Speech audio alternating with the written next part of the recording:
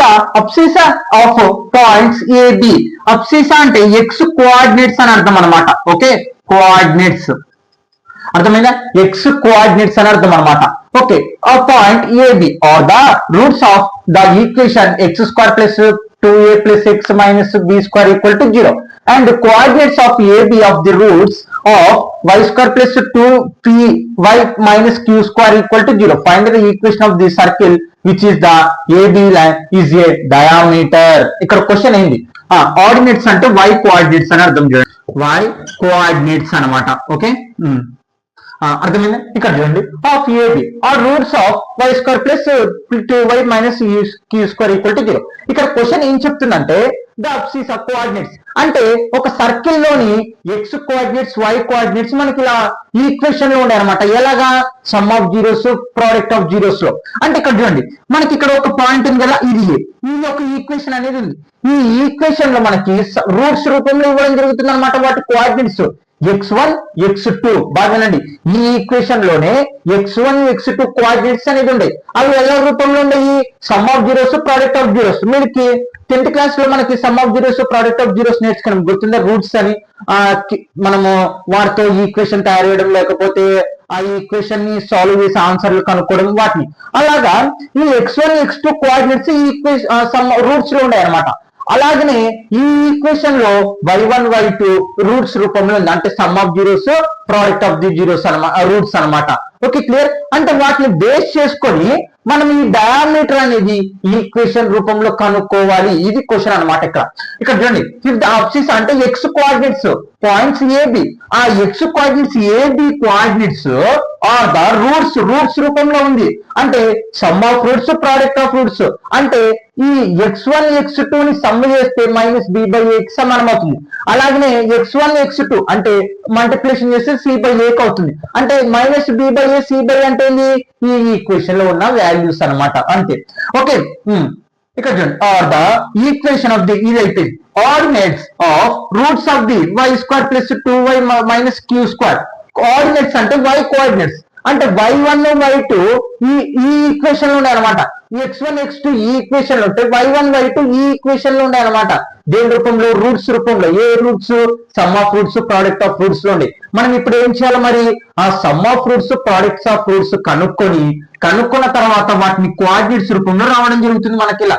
Okay, కనుక్కున్న తర్వాత మనకి ఈక్వేషన్ అనమాట. అంటే ఒక సర్కిల్ లోని డయామీటర్ కి ఈక్వేషన్ కనుక్కోవాలంటే ఫార్ములా ఇదనమాట. అంటే మనం ఫస్ట్ వాళ్ళు ఇచ్చిన కండిషన్స్ ప్రకారం sum of roots product of roots కనుక్కున్నాం, తర్వాత ఈ ఈక్వేషన్ లో అప్లై చేద్దాం, అంతే ఆన్సర్. ఓకే, ఈక్వేషన్ అప్లై చేస్తే మనకి ఆ డయామీటర్ ఒక ఈక్వేషన్ అనేది వస్తుంది. లైక్ ద రూట్స్ ఆఫ్, మరి రూట్స్ కనుక్కున్నాం, అదే చెప్తున్నది ఈ ఈక్వేషన్ కి రూట్స్ అనమాట. అంటే ఈ రెండింటిని ప్లస్ చేస్తే ఒక ఆన్సర్, మల్టిప్లికేషన్ చేస్తే ఒక ఆన్సర్ అనేది వస్తుంది. Like the roots of the equation రాసేసాను ఈక్వల్ టు 0. ఆ రూట్స్ ని మనము x1 x2 అనుకున్నాం. సమ్ ఆఫ్ రూట్స్ అంటే సమ్ ఆఫ్ రూట్స్ అంటే ఆ రెండింటిని కలపాలి. x plus x2 equal to sum of roots అంటే ఫార్ములా ఏంది? Minus b by a. దీని గురించి మాట్లాడుకుందాం. ఇది మనకు ఒక క్వాడ్రాటిక్ ఈక్వేషన్. ఈ క్వాడ్రాటిక్ ఈక్వేషన్ కి ఎన్ని సొల్యూషన్స్ ఉంటాయండి? ఓన్లీ 2. ఆ 2 నే మనకి ఇక్కడ x1 x2 అనమాట. వాటిని సమ్ చేస్తే సమ్ ఆఫ్ జీరోస్ ప్రకారం మైనస్ b బై a అవుతుంది. అదే ప్రోడక్ట్ గానే చేస్తే అంటే ఆ సొల్యూషన్స్ ని సమ్ చేస్తే minus b by a, product చేస్తే c బై a అవుతుంది. ఓకే, సమ్ చేద్దాం. సమ్ చేస్తే మైనస్ b బై a కదా, x1 plus x2 minus b by a. అంటే b అంటే ఏంటండి? x పక్కన ఉండేది మనకి b వాల్యూ కదా. అంటే ఇక్కడ x పక్కన ఏముంది? ఈక్వేషన్ లో 2a ఉంది కాబట్టి 2a బై తర్వాత ఏ వాల్యూ అంటే ఏంది? ఎక్స్ స్క్వేర్ పక్కన ఉండేది. ఎక్స్ స్క్వేర్ పక్కన ఏముంది? ఏ అంటే మనకి ఇక్కడ 1 అనేది ఉంది. అంటే ఏ అంటే నంబర్ ఏం లేదు కాబట్టి 1 అంటే మైనస్ 2a. అంటే చూడండి, ఈ x1 x2 కోఆర్డినేట్ సమ్ చేస్తే మైనస్ 2a అనేది వస్తుంది. ఓకే, తర్వాత and product of the roots, అదే చెప్తున్నది. మనం వాళ్ళు ఏమని చెప్తున్నారు? మేము ఆ x1 x2 కోఆర్డినేట్స్ ని రూట్స్ రూపంలో ఇందులో ఉండయి ఆన్సర్స్ అని చెప్పడం జరుగుతుంది. ఓకే, ప్రోడక్ట్ ఆఫ్ రూట్స్ అంటే ఫార్ములా ఏంటండి? c by a. c అంటే ఏంది? మనకి కాన్స్టెంట్ టర్మ్. కాన్స్టెంట్ టర్మ్ అంటే ఏంది? అంటే ఎక్స్ తో వై తో సంబంధం లేకుండా ఓన్లీ సింగిల్ గా ఉండేదాన్ని కాన్స్టెంట్ అనమాట. ఓకే, మైనస్ b స్క్వేర్ అంటే minus b square by a value ఇక్కడ లేదు కాబట్టి ఇంకా మైనస్ బి స్క్వేర్ అంటే 1 కాబట్టి ఇంకా మైనస్ బి స్క్వేర్ వస్తుంది. ఎందుకంటే ఇక్కడ మైనస్ అనేది కూడా తీసుకున్నాను, అలానే ఇక్కడ మైనస్ లేదు ప్లస్ లో ఉందంటే అది ఫార్ములా మైనస్. ఓకే, ఈ ఈక్వేషన్ కనుక్కున్నాం అంటే ఆ ఎక్స్ కోఆర్డినేట్స్ ఆగండి students equal to x1 into x2 equal to minus b square. Okay, by 1 equal to minus b square అంటే ఈగో x1 x2 ని మల్టిప్లికేషన్ చేస్తే ప్రోడక్ట్ అంటే మల్టిప్లికేషన్, అందుకే మల్టిప్లికేషన్ రూపంలో రాశాను. మైనస్ బి స్క్వేర్ అనేది వస్తుంది. ఓకే, ఇదంతా దేనికి కనుక్కున్నాం? ఫస్ట్ ఎక్స్ కోఆర్డినేట్ కనుక్కున్నాం. ఓకే, ఈ రెండు x1 x2 కోఆర్డినేట్స్ కనుక్కున్నాం. ఇంకా ఈ ఈక్వేషన్ తో y1 y కోఆర్డినేట్స్ కి రూట్స్ కనుక్కున్నాం. Find the roots of the ఈ ఈక్వేషన్. ఇక్కడ అదే ఈ అబ్సిస్ అనేది ఈ ఈక్వేషన్ కి సంబంధించి, ఆర్డినేట్ అనేది ఈ ఈక్వేషన్ కి సంబంధించి. అబ్సిస్ అంటే ఎక్స్ కోఆర్డినేట్స్, ఆర్డినేట్స్ అంటే y కోఆర్డినేట్స్ అన్నమాట. Let the roots of y1 y2. అగో ఈ y1 y2 కోఆర్డినేట్ అన్నమాట. y1 y2 some of roots లో ఇచ్చినారు కాబట్టి మనం సమ్ ఆఫ్ రూట్స్ కనుక్కున్నాం. అంటే y1 ప్లస్ y2 ఇక్కడ y కాబట్టి ఇంకా మీకు ఇంకా y రాస్తారు, మళ్ళీ కన్ఫ్యూజ్ అవుతారు మీరు. y అంటే ఒక క్వాడ్రాటిక్ ఈక్వేషన్ లో ఉందండి, మనము వాటిని సాల్వ్ చేస్తాం అంతే. y1 ప్లస్ y2 సమ్ చేస్తున్నప్పుడు ఇలా, ప్రోడక్ట్ చేస్తున్నప్పుడు ఇలా. Okay, sum minus b by a. Minus b value అంటే ఏంటండి చెప్పాను ఇందాక, y పక్కన ఉండేది అంటే ఎక్స్ వై పక్కన ఉండేది బి వాల్యూ అన్నమాట. అంటే బి ఇక్కడ y పక్కన ఏముంది 2p ఉంది కాబట్టి 2p, ఇది minus formula minus. B value ఎంత 1 అంటే దీని ఆన్సర్ ఎంత మైనస్ p మైనస్ 2p. అంటే ఈ y1 కోఆర్డినేట్ ఈ y2 కోఆర్డినేట్ కి సమ్ చేస్తే మైనస్ 2p ఆన్సర్ వస్తుంది. ఇప్పుడు ప్రోడక్ట్ చేయండి మళ్ళా y1 into y2. Okay, y1 into y2 చేయండి అంటే y1 y2 అంటే ఏంటి మనకి c by a. Okay, c అంటే ఇక్కడ ఏంటి ఇందాక చెప్పాను కాన్స్టెంట్ సింగిల్ గా ఉండేది అంటే ఎక్స్ కి వై కి సంబంధం ఉండదు అన్నమాట. ఇంకా ఓకే, అంటే minus q square by a value 1 అంటే మైనస్ క్యూ స్క్వేర్. ఈ మైనస్ ఎక్కడ నుంచి వచ్చింది? ఇగో ఇక్కడ మైనస్ క్యూ స్క్వేర్ ఉంది కదా. నా కోఆర్డినేట్స్ ఇప్పుడు చూడండి, మనకి ordinates a x1 a b are the taken a x1 y1 b y2 y sorry x2 y2 అన్నమాట. అంటే ఆ కోఆర్డినేట్స్ కనుక్కున్నాం అనమాట. ఇక్కడ చూడండి y1 y కోఆర్డినేట్స్ వాటి కనుక్కున్నాం అనమాట. ఇవే మనకి x1 y1. మరి ఈ ఈక్వేషన్ కనుక్కోవాలంటే ఈ ఫార్ములా ఉపయోగించాలని చెప్పాను కదా. మరి ఈ ఈక్వేషన్ కనుక్కునే ముందర మనము దీన్ని ఇంకా సింప్లిఫికేషన్ చేద్దాం. ఇదే మనకి మీరు ఇదంతా రాయాలి చూడండి. ఇదంతా రాసిన తర్వాత అప్పుడు ఈ ఫార్ములా రాయండి. నేను రాస్తున్నాను x minus x1 into yx minus x2. చూడండి రాసేది ఎక్కువ ఉంది అనుకోవద్దండి, ఏం లేదు.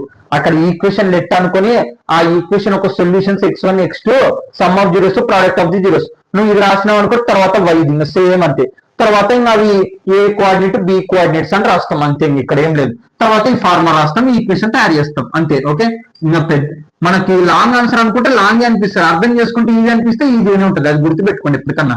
ఓకే, దాంట్లో ఇప్పుడు నీకు ఎంత పెద్ద ప్రాబ్లం వచ్చినా ఇప్పుడు నీకు పేజీ నిండా ఒక 2-3 పేజీలల్లా అడిషన్స్ పెట్టించి ఒరే వీటిని చేయరా అంటే ఏమనిపిస్తుంది? ఓ అడిషన్స్ సింపుల్ నాకే అంటావు, ఏ పెద్దగా ఉండే ఈ పేజీలు ఉన్నాయని చెప్పావు కదా. ఓకే, అర్థం చేసుకున్నప్పుడు ఏదన్నా ఈజీగానే ఉంటుంది. అయ్యో ఇంత పెద్దగా ఉన్న ఆన్సర్ అది ఇది అనుకోవద్దండి. ఓకే, చూడండి వీడియో లెంత్ ఎక్కువ ఉండడానికి కారణం త్వరగా అయిపోగొట్టాలనుకుంటాను, ప్లస్ పర్ఫెక్ట్ క్లారిటీగా అప్లోడ్ చేయాలనుకుంటానండి నేను. అందుకే కొంచెం అంటే క్లారిటీగా అంటే ప్రతిదీ క్లియర్ గా ఎక్స్ప్లెయిన్ చేయాలి, తెలియని వాళ్ళు కూడా తెలుసుకోవాలి అనే ఉద్దేశంతో ఏదో చెప్పుకుంటే నేను కూడా సిలబస్ అనేది అయిపోగొట్ట బుద్ధి కాదనమాట నాకు. కాబట్టి చేసే పని పర్ఫెక్ట్ గా చేయాలనుకుంటాం అంతే ఎవరన్నా. కాబట్టి పర్ఫెక్ట్ గానే చేస్తాను, ప్రతిదీ క్లియర్ గా ఎక్స్ప్లెయిన్ చేసి చెప్తాను. స్కిప్ చేయకుండా ఖచ్చితంగా అర్థమవుతుంది, నేను అది గ్యారంటీ ఇస్తాను. నువ్వు విను, స్కిప్ చేయకుండా ఖచ్చితంగా అర్థమవుతుంది. ఓకే, ఇంకా ఫార్ములా అప్లై చేద్దామా? ఫస్ట్ దానికంటే ముందర ఈ ఈక్వేషన్ ఇంకా సింప్లిఫికేషన్ చేద్దాం. ఇక్కడ చూడండి ఈ ఫస్ట్ నెంబర్ తో ఇంటూ చేయండి, ఎక్స్ ఇంటూ ఎక్స్ స్క్వేర్, తర్వాత మళ్ళా మైనస్ కాబట్టి మైనస్ ఎక్స్ ఇంటూ x2 అన్నమాట. చూడండి ఈ X into X square minus కాబట్టి మైనస్ ఎక్స్ ఇంటూ x2 అంటే మనము ప్రతి ఒక్కదాంతో మల్టిప్లికేషన్ చేస్తున్నాం. ఇప్పుడు లాంగ్ గానే ఉంటుంది లేండి ఆన్సర్. తర్వాత ఇది మైనస్ కాబట్టి minus x1 into x minus minus plus x1 into x2. Okay, plus y into y square ఇప్పుడు దీంతో ఇంటూ చేస్తున్నాను. తర్వాత minus y into y2 minus y1 into y. Okay, minus minus plus y1 into y2 equal to 0 అనమాట. Okay, ఇక్కడ చూడండి మనం ఇక్కడ ఏం కామన్ చేయొచ్చు, ఎక్స్ కామన్ చేయొచ్చు, ఇక్కడ కూడా ఎక్స్ కామన్ చేయొచ్చు, ఇక్కడ వై కామన్ చేయొచ్చు. కాబట్టి x x first x square y square అని ఒక పక్కకు రాసుకున్నాం, ఎక్స్ ప్లస్ వై స్క్వేర్. తర్వాత ఏం రాయాలి, ఎక్స్ లో నెగిటివ్ రాద్దాం. ఇక్కడ చూడండి minus X X two minus X one X, తర్వాత ఇక్కడ plus X one into X two, తర్వాత ఇక్కడ చూడండి ఈ వై స్క్వేర్ యూతలకు రాసుకున్న తర్వాత minus Y into Y two, తర్వాత Y one into Y plus తర్వాత అంతేనండి y1 into y2 equal to 0. చూడండి ఆర్డర్ లో రాసుకున్న తర్వాత ఫస్ట్ ఎక్స్ స్క్వేర్, తర్వాత వై స్క్వేర్, తర్వాత ఎక్స్ఎస్, తర్వాత వై అనేటివి అన్ని ఆర్డర్ లో రాశాను. ఓకే, ఇప్పుడు చూడండి, ఇప్పుడు గమనిస్తే మనకి x square plus y square minus, ఇక్కడ చూడండి ఇక్కడ ఎక్స్ మైనస్ ఎక్స్, ఇక్కడ ఎక్స్, ఇక్కడ ఎక్స్ ఉంది కాబట్టి కామన్ ఇద్దాం. అంటే మైనస్ కూడా కామన్ ఇస్తున్నాం, మైనస్ ఎక్స్ కామన్ ఇస్తున్నాం.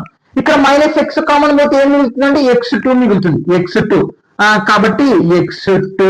ఓకే, తర్వాత ఏం కాదులేండి ప్లస్ మైనస్ పోతుంది కాబట్టి తర్వాత ఎక్స్ వన్ అనేది ఉంటుంది. ఓకే, ఇక్కడ చూడండి ఇక్కడ ఏం కామన్ దీనికి ఉండదు కాబట్టి అలాగే రాస్తాం, X one into X two, తర్వాత మైనస్ ఇక్కడ చూడండి మైనస్ వై కామన్ చేయండి, మైనస్ కామన్ తీసాను ఈ రెండిట్లో, ఇక్కడ వై కామన్ చేయండి, వై కామన్ చేస్తే Y two plus Y one. Okay, తర్వాత plus y1 into y2 equal to 0 అనమాట.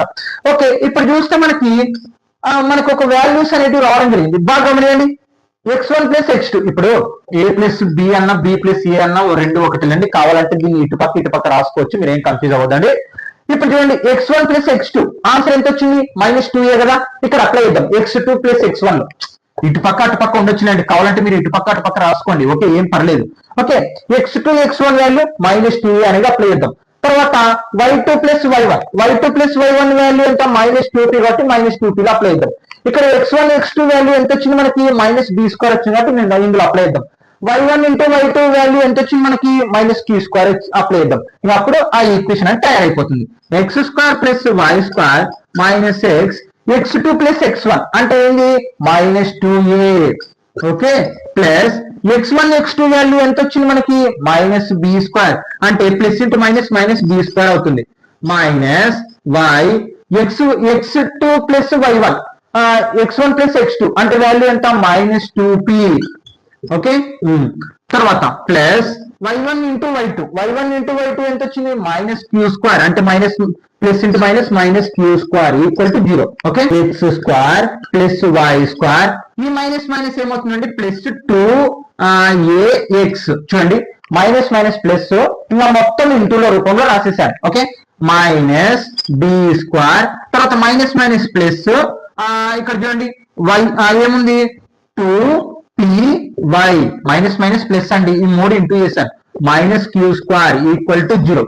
ఇప్పుడు గమనిస్తే మీరు అసలు ఈక్వేషన్ రూపంలో రాయాలి అంటే ఫస్ట్ ఎలా ఉండాలండి, మనకి ఫస్ట్ ఎక్స్ స్క్వేర్, తర్వాత వై స్క్వేర్, తర్వాత ఎక్స్, తర్వాత వై, తర్వాత కాన్స్టెంట్ టర్మ్స్ అంటే వీటికి అంటే ఎక్స్ వైలకు సంబంధం లేకుండా దూరం ఉన్న వాటిని రాయాలి.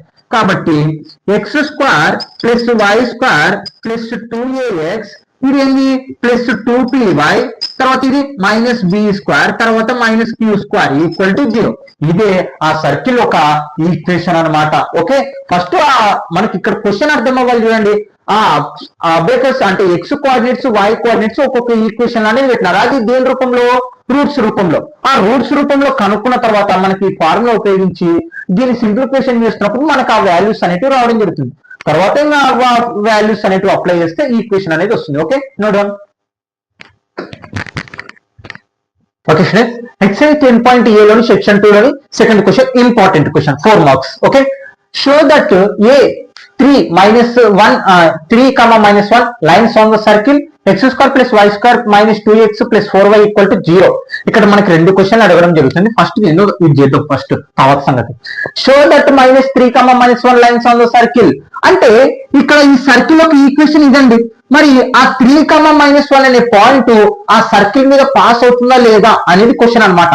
అంటే ఎలా కనుక్కుంటాం, ఫర్ ఎగ్జాంపుల్ మనము ఇప్పటి వరకు స్ట్రైట్ లైన్స్ కానివ్వండి, లేకుంటే 10th క్లాస్ లో ప్రేయర్ ఆఫ్ లీనియర్ ఈక్వేషన్స్ కానివ్వండి, మనకి ఇలా రెండు లైన్స్ ఇచ్చి వాటి ఈక్వేషన్ ఇచ్చి అంటే ఏ ఒక equation a 2x square plus 4y 3 equal to 0, లేకపోతే 4x plus 4y -3 equal to 0.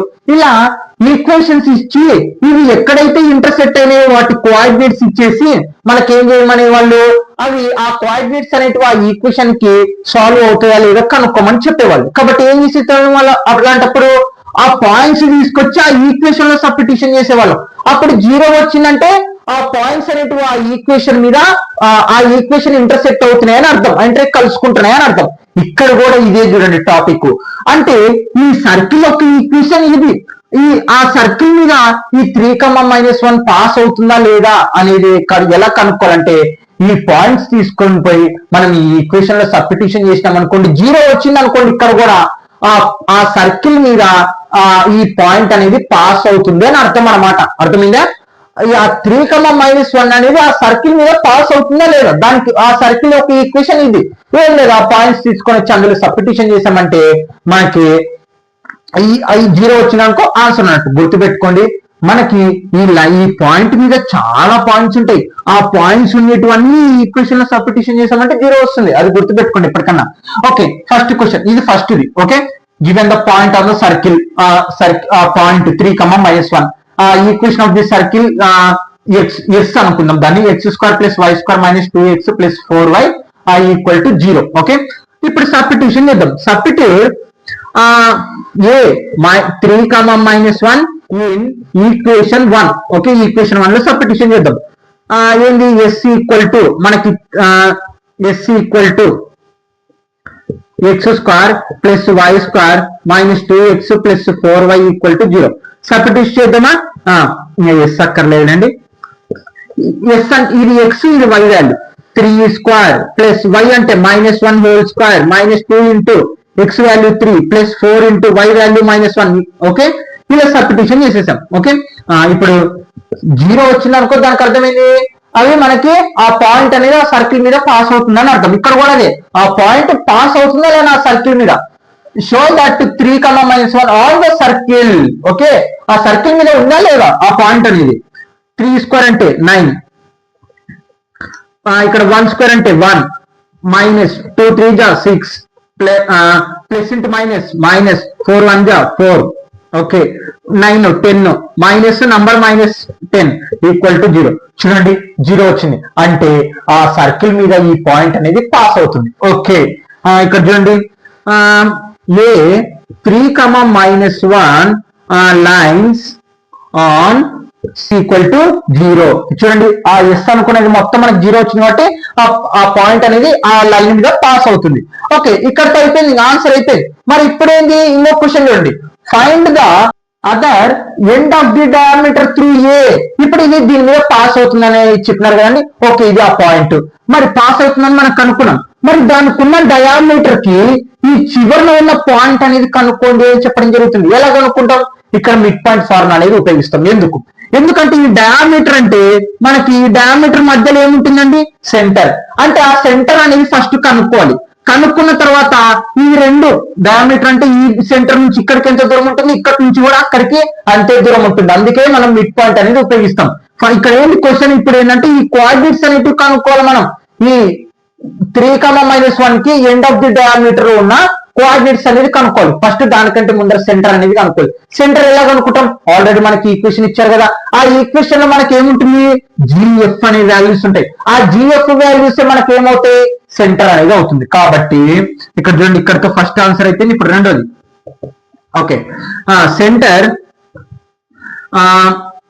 Of circle. Okay, ఆ సర్కిల్ కి సెంటర్ కనుక్కున్నాం. ఈక్వేషన్ ఏంది, x² + y² - 2x + 4y equal to 0. Okay, దీన్ని దేంతో కంపేర్ చేయాలండి, x² + y² - 2gh + 2fy + c equal to 0 తో compare చేయండి. అంటే x పక్కన ఉన్నది 2g వాల్యూ, y పక్కన ఉన్నది 2f వాల్యూ. ఆ gf వాల్యూ ఏంది, సెంటర్. కాబట్టి 2g ఈక్వల్ టు x పక్కన ఉన్నది మనకి g వాల్యూ కాబట్టి 2g వాల్యూ కాబట్టి -2 బై లైన్. తర్వాత 2f ఈక్వల్ టు 4. ఓకే, 2 1 జా g ఈక్వల్ టు -1, ఇక్కడ మైనస్ కాబట్టి ఎఫ్ ఈక్వల్ టు 2 1 జా 2 2 జా ఎఫ్ ఈక్వల్ టు 2. అంటే ఇప్పుడు సెంటర్ ఏమైనట్టు మనకి సెంటర్ ఫార్మ్ ఏంది అసలుగా మనకి minus g comma minus f minus ఇది ఫార్ములా మైనస్ జీ వాల్యూ ఏమొచ్చింది నాకు -1 వచ్చింది -1 కామా ఇక్కడ ఫార్ములా మైనస్ ఎఫ్ వాల్యూ ఎంత 2. Okay minus minus plus 1 comma -2 అంటే ఈ సెంటర్ వచ్చేసి 1 కామా -2. మనకేం కావాలా ఈ చివరి అనేది కావాలి అంటే మనం మిడ్ పాయింట్ ఈ మిడ్ పాయింట్ ఏమో ఇది ఈ కోఆర్డినేట్ మనం ఈజీగా ఈ కోఆర్డినేట్ కనుక్కోవచ్చు. దీనికోసం మనం దీన్ని ఆల్ఫా బీటా అనుకుందాం అంటే ఆ కోఆర్డినేట్స్ తెలుగు కాబట్టి ఆల్ఫా బీటా అనుకుందాం. లెట్ A 3 -1 మళ్ళా బి వచ్చేసి alpha beta be the end of the diameter. Therefore, the midpoint of AB is C. అంటే ఆ AB అనే లైన్ కి మిడ్ పాయింట్ వచ్చేసి మనకి 1 -2. కాబట్టి ఇక్కడ మనము మిడ్ పాయింట్ ఫార్మ్ అనేది ఉపయోగిస్తాం. ఫార్మ్ ఏంది x1 + x2 / 2 y1 + y2 / 2 equal to C. C అంటే మనకి ఇది మిడ్ పాయింట్ ఏంది మనకి C వాల్యూ కదా సెంటర్ కాబట్టి ఆ C వాల్యూ ఇది రాసేస్తాం. ఓకే ఇది x1 ఇది y1 ఇది x2 ఇది y2. x1 వాల్యూ ఎంత 3 ప్లస్ x2 వాల్యూ ఎంత -1 / 2 y1 వాల్యూ ఎంత -1. ఓకే ఆగండి x2 value bit alpha y1 value ఎంత -1 ప్లస్ y2 వాల్యూ ఎంత బీటా. అంటే ఏంటి ఆ కోఆర్డినేట్స్ ఇవి ఆల్ఫా బీటా వాల్యూస్ అన్నమాట. ఓకే అంటే ఇది x1 y1 వాల్యూస్ అన్నమాట. ఓకే మనకి 2 equal to centre C value ఎంత వచ్చింది మనకి ఇగో ఇదంతా C వాల్యూ కదా -1 -2. ఓకే ఇక్కడ గమనియండి ఇవంతా కోఆర్డినేట్స్ కదా మనకి అంటే అవతల మిడ్ పాయింట్ కోఆర్డినేట్స్ కి సమానం అంటే ఇది దీనికి సమానం అవుతుంది ఇది దీనికి సమానం అవుతుంది కాబట్టి 3 + α/2 ఈక్వల్ టు 1 ఈడుకోటి తర్వాత -1 బీటా /2 ఈక్వల్ టు -2 అన్నమాట. ఓకే ఇప్పుడు మనం ఏం కావాలి ఆల్ఫా బీటా అనేది కనుక్కోవాలి. ఈ పాయింట్ కి డయామీటర్ ఉన్న చివరి పాయింట్స్ అనేవి కనుక్కోవాలి. 3 + α ఈక్వల్ టు 2 చూడండి 2 డివైడ్ చేస్తున్నాం అవతల పోతే మల్టిప్లికేషన్ 1 2 = 2 మనకు ఆల్ఫా వాల్యూ కావాలి ఆల్ఫా ఈక్వల్ టు 2 - 3 అంటే ఇది +3 అవతల పోతే -3 ఆల్ఫా ఈక్వల్ టు -1. ఓకే మరి డివైడ్ 2 అవతల పోతే multiplication 1 plus beta equal to 2 2 = 4 -4. Okay beta equal to -4 + 1 చూడండి 2 2 = 4 -1 మైనస్ ఇక్కడ మిగిలినది అలాగనే రాస్తాను -1 అవతల పోతే +1 అయింది. Okay beta equal to big symbol ఏంటంటే మనకి -4 లో కల 1 పోతే 3 అంటే దేర్ ఫోర్ బి కోఆర్డినేట్స్ వచ్చేసి మనకు వచ్చేసి లాస్ట్ పాయింట్స్ 1 -1 అన్నమాట. ఓకే ఎండ్ బి వచ్చేసి -1 -3 అన్నమాట చివరి points. Okay note down. Okay students third question same ఇందాక ప్రాబ్లం ఎలా చేసాము ఇప్పుడు కూడా అలాగే. Okay show that -3, 0 lines on the circle x² + y² + 8x + 12y + 15 = 0. Also ఇక్కడ చూడండి ఆ -3, 0 అనేది ఆ సర్కిల్ మీద పాస్ అవుతుందా లేదా ఏ సర్కిల్ మీద ఇవ్వ మనకి ఇచ్చిన ఈక్వేషన్ సర్కిల్ మీద పాస్ అవుతుందా లేదా అనేది క్వశ్చన్ అన్నమాట.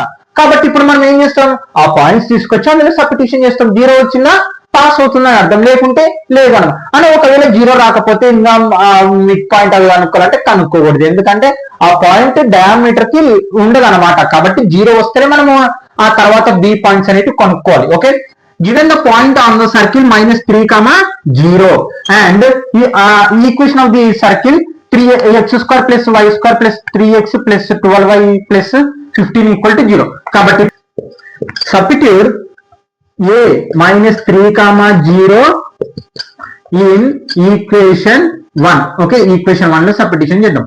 ఓకే ఏముంది ఇప్పుడు సబ్స్టిట్యూషన్ చేయండి ఇంకా ఈక్వేషన్ 1 లో అంటే s ఈక్వల్ టు -3, 0 సబ్స్టిట్యూషన్ చేస్తే -3 whole square plus 0 square plus 8 × -3 x బదులు ఈ నంబర్ y బదులు ఈ నంబర్ అంతే plus 12 into 0 plus 15. Okay 3 square అంటే 9 ప్లస్ 0 స్క్వేర్ అంటే 0 ప్లస్ ఇంటూ మైనస్ మైనస్ 8 3 జా 24 12 0 జా 0 ప్లస్ 15. ఓకే నా 15 ఒక 9 ఎంత 24. ఇంకా సున్నాలు మనకు అక్కర్లేదు మైనస్ 24. చూడండి ఏమొచ్చింది 0 అంటే therefore -3, 0 లైన్స్ ఆన్ ఇక్కడ చూడండి ఆన్ మనకి ఏది s equal to -3, s equal to 0 అంతే. అంటే ఆ -3, 0 అనే పాయింట్ ఈ లైన్ మీద పాస్ అవుతుంది. ఓకే ఇంకా అయిపోయింది నంబర్ 1. ఇప్పుడు మళ్ళీ నంబర్ 2 చూడండి.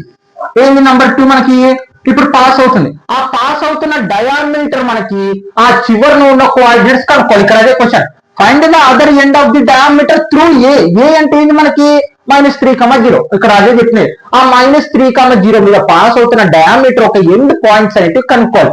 దానికోసం ఇందాక ఏం చేసినాం మిడ్ పాయింట్ కనుక్కున్నాం. మిడ్ పాయింట్ అంటే ఏంది మనకి సెంటర్.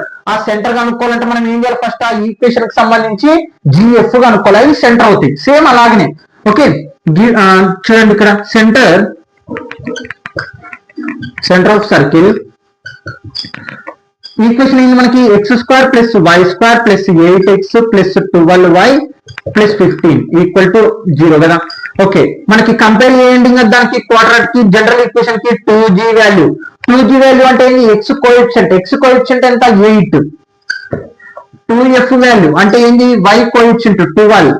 2 1 జా 2 4 జా 2 1 జా 2 6 జా అంటే g = 4, f = 6.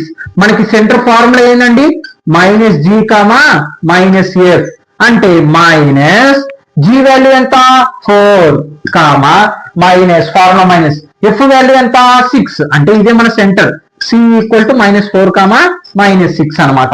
ఓకే ఇది అయిపోయింది. ఇప్పుడు ఏం చేయాలి మనము let a -3, 0 and b alpha plus beta be the ends ఇక్కడ చూడండి ends of the diameter. ఆ డయామీటర్ మీద చివరి పాయింట్స్ అన్నమాట. ఇది స్టార్టింగ్ పాయింట్, అది ఎండింగ్ పాయింట్. ఓకే ఇప్పుడు మనం ఏం చేయాలి మిడ్ పాయింట్ అనేది అనుకుంటాం.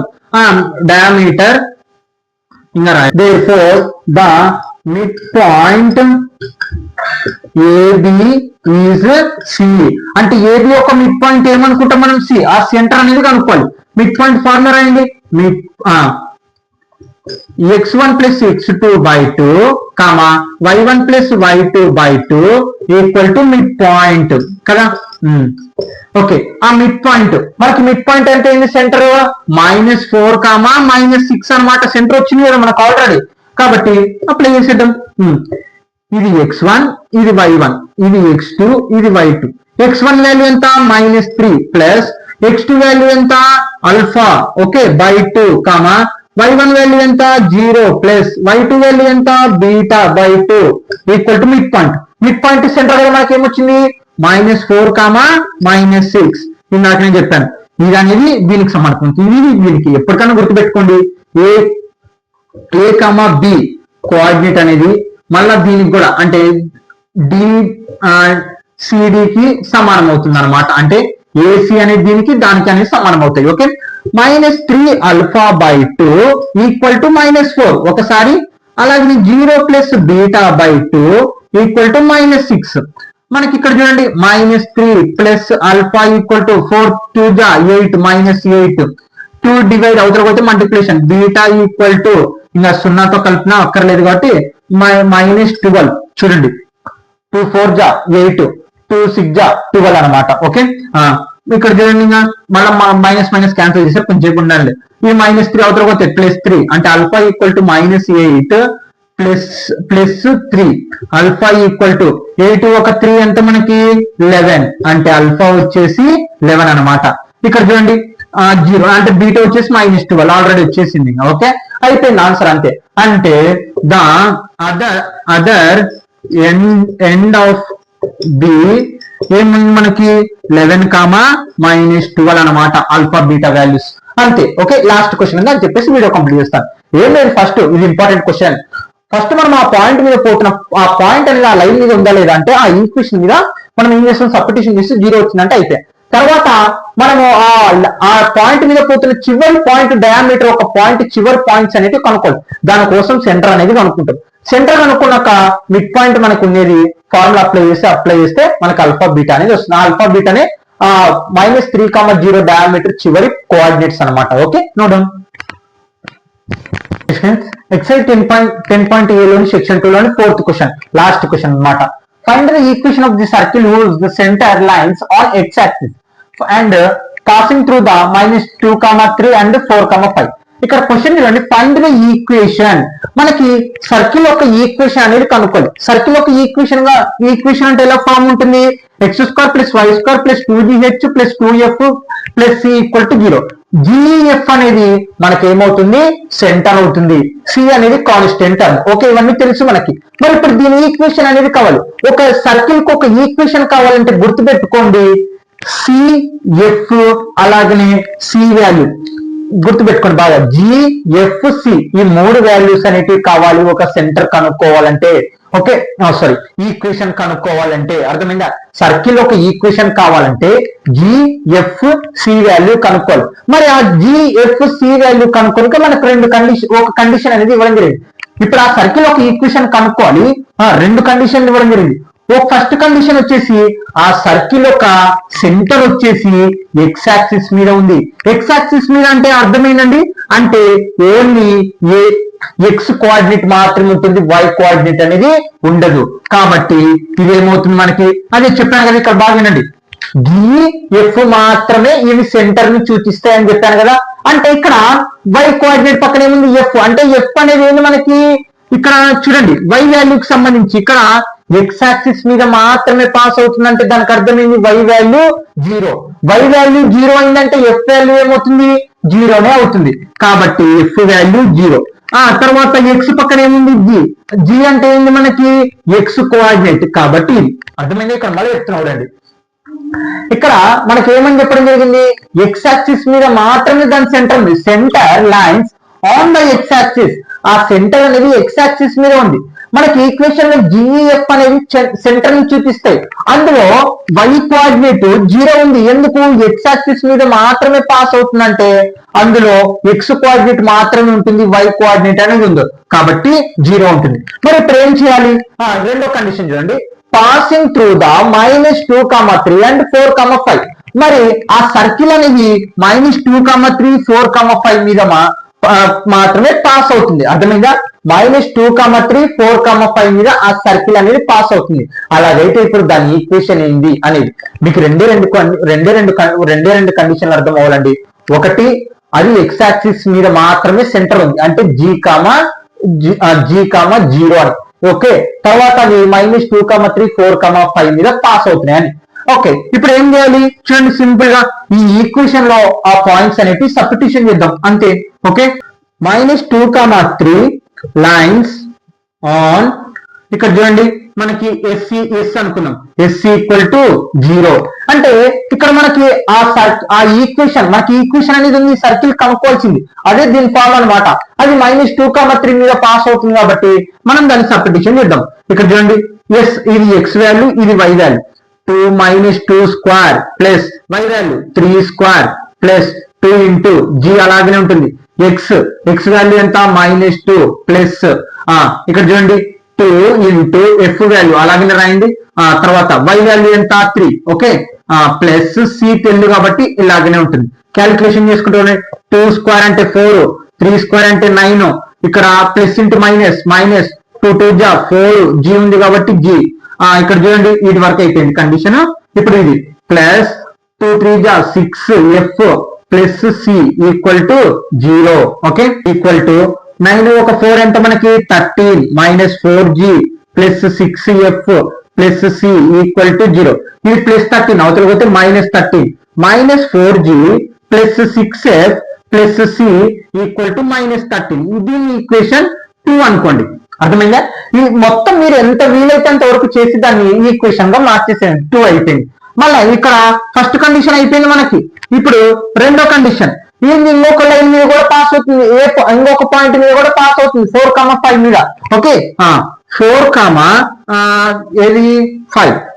5 lines on S equal to 0 ఈ ఎక్స్ మీద పాస్ అవుతుంది. కాబట్టి ఇక్కడ చూడండి ఈ ఈక్వేషన్ లో సబ్స్టిట్యూషన్ చేయండి. 4 స్క్వేర్ ఏం లేదబ్బా, ఇది ఎక్స్ వాల్యూ ఇది వై వాల్యూ, ఇక్కడ కూడా ఇది ఎక్స్ వాల్యూ ఇది వై వాల్యూ, దీంట్లో సబ్స్టిట్యూషన్ చేస్తున్నాం అనమాట. ఎందుకు ఏదో ఒక ఈక్వేషన్ ఉంది, ఆ ఈక్వేషన్ మీద పాస్ అవుతున్నాయి ఆ రెండు పాయింట్స్, కాబట్టి సబ్స్టిట్యూషన్ చేస్తున్నాం. ఓకే 4 స్క్వేర్ 5 స్క్వేర్ తర్వాత plus 2 into g h value 4 x value 4 plus 2f y value 5 తర్వాత plus c equal to 0. Okay 4 square అంటే 16 5 స్క్వేర్ అంటే 25 4 2 జా 8g ప్లస్ 5 2 జా 10f plus c equal to 0. 25 ఒక 14 ఎంత మనకి 41 కదా. Okay 41 plus 8g plus 10f plus c equal to 0. ఇది నంబర్ 3 అనుకోండి, ఇంకా ఉందిలేండి. ఇది ప్లస్ అవతల పోతే మైనస్ అంటే 8g plus 10f plus c equal to -41. ఇది ఈక్వేషన్ నంబర్ 3. ఓకే ఇప్పుడు చూడండి ఏం లేదబ్బా, మనము అనుకుంటాం కదా దాని ఒక ఈక్వేషన్ జనరల్ ఫామ్ రాసుకుంటాం, దాని మీద పాస్ అవుతున్నాయి, ఒకటి -2,3 మీద ఒకటి -4,5 మీద. కాబట్టి ఆ పాయింట్స్ తీసుకొని 2 సార్లు సబ్స్టిట్యూషన్ చేస్తాం. చేసిన తర్వాత ఇలా ఈక్వేషన్స్ వస్తాయి. వచ్చిన తర్వాత ఇక్కడ చూడండి వచ్చిన తర్వాత మనకి ఏం కావాలి, ఇగో జిఈఎఫ్సి ఈ 3 వాల్యూస్ అనేటివి కావాలి. తర్వాత ఆ జిఈఎఫ్సి వాల్యూలో సబ్స్టిట్యూషన్ చేస్తాం, ఈక్వేషన్ వస్తుంది. అంటే ఇక్కడ చేసే పద్ధతి. ఇప్పుడు ఏం చేస్తామంటే ఈ రెండు దాంట్లో ఈక్వేషన్ పెద్దది ఏదో గమనియండి. ఏది పెద్దది మనకి 41 అనేది పెద్దది దీనికన్నా. కాబట్టి 3 - 1 చేయండి, 3 - 2 చేయండి. అంటే ఈక్వేషన్ 3 లో కల్లా ఈక్వేషన్ 2 తీసేసేయండి. ఎలిమినేషన్ మెథడ్ కానీ మీకు సింపుల్ గా చెప్తాను. ఓకే ఈక్వేషన్ 3 లో కల్లా ఈక్వేషన్ 2 తీసేసేయండి. ఈక్వేషన్ 3 ఏముందండి 8g తర్వాత ప్లస్ 10f తర్వాత plus c equal to equation 2 ఏముంది ఈక్వేషన్ 3 రాశాను మైనస్ కాబట్టి మైనస్. ఈక్వేషన్ 2 ఏముంది చూడండి, ఇది కదా ఈక్వేషన్ 2 ఏముంది -4g తర్వాత ప్లస్ 6f తర్వాత ప్లస్ సి ఈక్వల్ టు తర్వాత ఆన్సర్ ఫైనల్ ఆన్సర్ రాయండి. ఏముంది మైనస్, ఇక్కడ చూడండి -41 ఇది మూడోది అనమాట. ఓకే ఇక్కడ ఫార్ములా మనం తీసేయాలనుకున్నాం కాబట్టి -2 ఏముంది -13 ఉంది. ఓకే -13.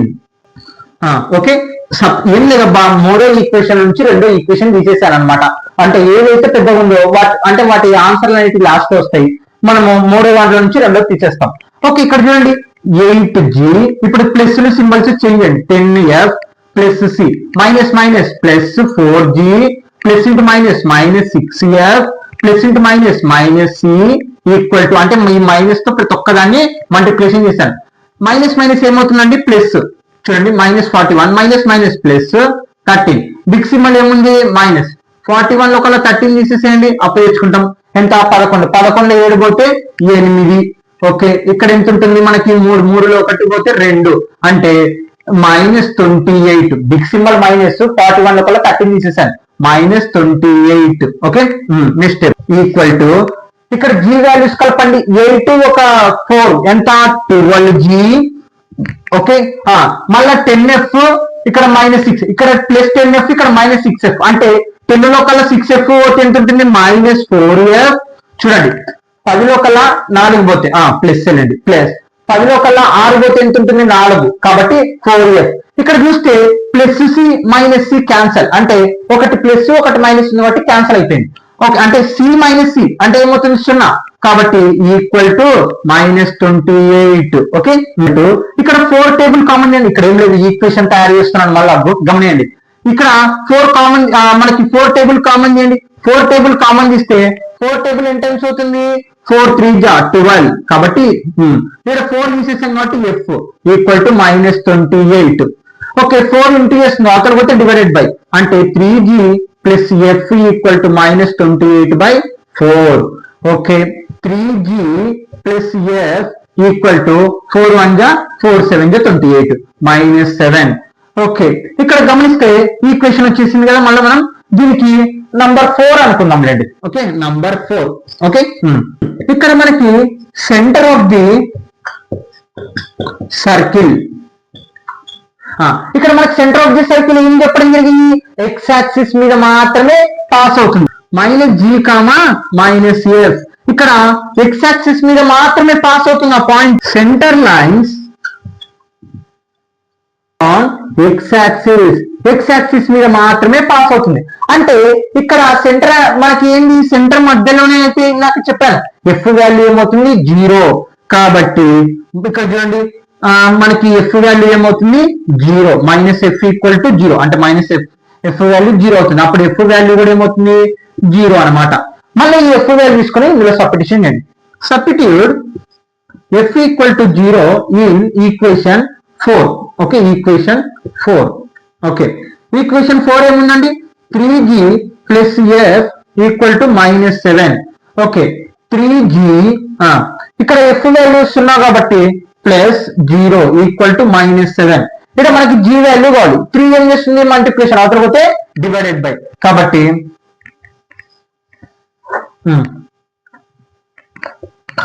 g ఇక్కడ చూడండి ఇది ఇంటూ చేసిన అవతల పోతే మల్టిప్లికేషన్, ఇంకా g 0 కలిపిన ఒకటే లేకున్నా ఒకటే కాబట్టి -7/3 ఇది g వాల్యూ వచ్చింది అనమాట. ఓకే, ఇక్కడ చూడండి g వాల్యూ వచ్చింది, f వాల్యూ వచ్చింది, ఇంకా మనకి ఏం కావాలి, c వాల్యూ ఒక్కటి కావాలి. కాబట్టి మనకి c వాల్యూ అనుకోని రెండు ఈక్వేషన్స్ ఉన్నాయి, ఇదన్నా వాడచ్చు ఇదన్నా వాడచ్చు, మనం ఇది వాడదాం.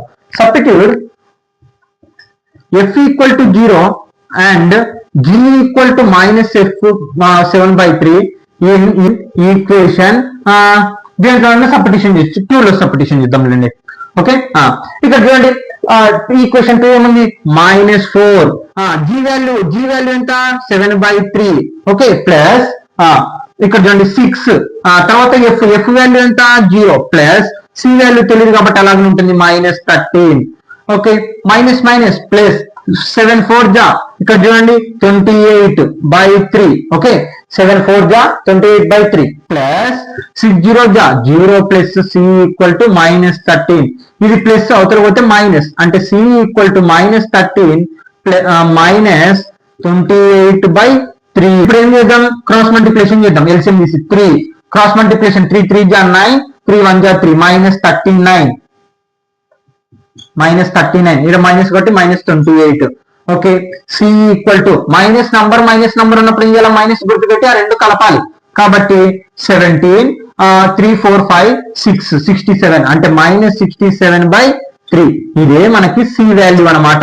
ఓకే, ఇప్పుడు ఏం చేయాలి, c వాల్యూ వచ్చింది, f వాల్యూ వచ్చింది, g వాల్యూ వచ్చింది. కాబట్టి సింపుల్ గా దాంట్లో సబ్స్టిట్యూషన్ చేద్దాం. Okay, substitute g, f and c values in equation 1. Okay, ఇక్కడ ఈక్వేషన్ 1 ఏముంది మనకి చూడండి x² + y² తర్వాత +2gh తర్వాత +2fy + c = 0 కదా. Okay, x² + y² + 2 into g value ఏమొచ్చిందండి మనకి, ఏమొచ్చింది g value -7/3 plus 2 into f value ఎంత వచ్చింది 0 కాబట్టి 0. y వాల్యూ y ఉండదులేండి. ఓకే, ప్లస్ c వాల్యూ ఎంత వచ్చింది -67/3 కాబట్టి 67/3 = 0. చూడండి ఇక్కడ x² + y² ఇక్కడ చూడండి ప్లస్ ఇంటూ మైనస్ 7 2 జా 14/3 ఇంకా 0తో ఇంటూ చేస్తే ఇది ఇంకా -67/3 = 0. ఇక్కడ మనకి డినామినేటర్ 3 ఉంది కాబట్టి ఉండకూడదు, కాబట్టి ప్రతి ఒక్క దాంతో మల్టిప్లికేషన్ చేద్దాం. అంటే ఇక్కడ డినామినేటర్ 1, ఇక్కడ డినామినేటర్ 1 ఉంటుంది అంటే 3 3. ఇక్కడ డినామినేటర్ లో 3 చేసామనుకో న్యూమినేటర్ కూడా అంటే ఎల్సిఎం చేస్తాం, ఇక్కడ సమానం చేసుకుంటాం. సమానం చేసుకున్నప్పుడు న్యూమినేటర్ కూడా మల్టిప్లికేషన్ చేయాలి కాబట్టి 3x² + 3y² ఇంకా క్యాన్సిల్ అయిపోతుంది. చూడండి మీకు /3 -14/3 -67/3 = 0.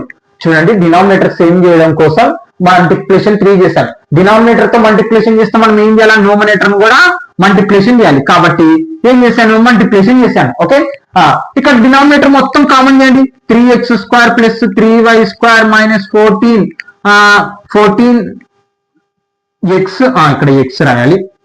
14x -67 = 0. ఓకే, ఇప్పుడు చూడండి ఈ రెండు దాంట్లో 3 కామన్ తీయండి, ఎందుకంటే ఈ ఈక్వేషన్ లో మనకి x స్క్వేర్ y స్క్వేర్ ఉండాలి కాబట్టి 3 కామన్ తీస్తే x square plus y square minus 14x minus 67 equal to 0. అంటే ఆ సర్కిల్ ఒక ఈక్వేషన్ ఇది అన్నమాట. అర్థమైందా?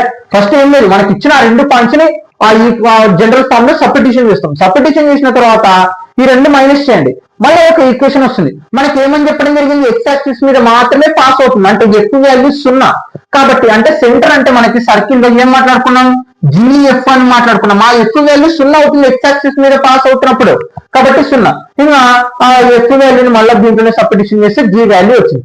ఆ g f వాల్యూని తీసుకొని ఈ రెండు ఈక్వేషన్ ఏదైనా సబ్స్టిట్యూషన్ చేస్తే c వాల్యూ వస్తుంది. f g c వాల్యూస్ తీసుకొని మళ్ళీ ఈ ఫస్ట్ ఈక్వేషన్ లో సబ్స్టిట్యూషన్ చేసామంటే మళ్ళీ మనకి మొత్తం ఈక్వేషన్ అనేది రావడం జరుగుతుంది. అంతే. Okay, note down.